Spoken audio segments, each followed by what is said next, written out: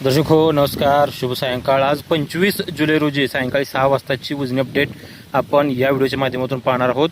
सुरुवातीला आम्ही तुमची दिलगिरी व्यक्त करतो, कारण आज सकाळची अपडेट आपल्याला देता आली नाही.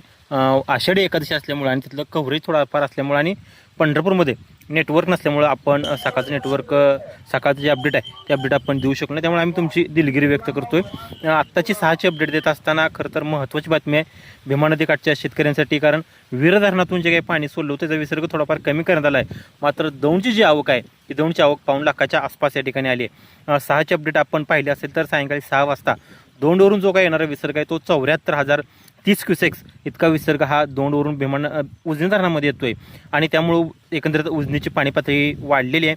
उजनीचा एकूण पाणीसाठा जो झालेला आहे तो 103.45 TMC इतका झाला असून उपयुक्त पाणीसाठा जो आहे तो 39.79 TM झाला असून उजनी धरण हे 74.28% इतकं भरले, म्हणजे जवळपास 75% आसपास उजनी धरण भरले. उजनी धरणातून भीमा नदीच्या पात्रामध्ये कोणत्याही प्रकारचा विसर्ग भीमा नदीच्या पात्रामध्ये या ठिकाणी सोडण्यात येत नाहीत. सगळे विसर्ग ते बंद आहेत भीमा नदीतले. मात्र सीनामाडासाठी 280चा, दहेगावसाठी 90चा, बोगद्यासाठी 900 क्युसेकचा आणि मेन कॅनॉलसाठी 2000 क्युसेक विसर्ग हा या ठिकाणी सुरू आहे.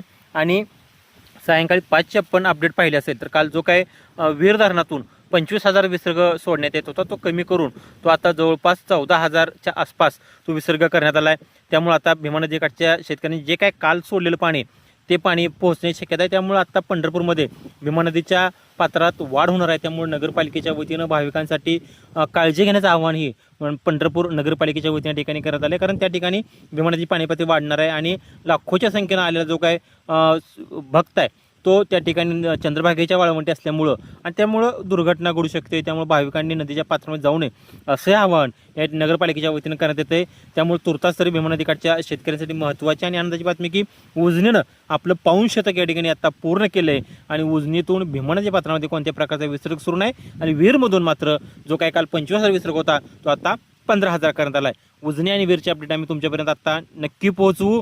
त्या अपडेट मिळवण्यासाठी तुम्ही आपलं चॅनल लाईक करा, शेअर करा आणि सबस्क्राईब करा.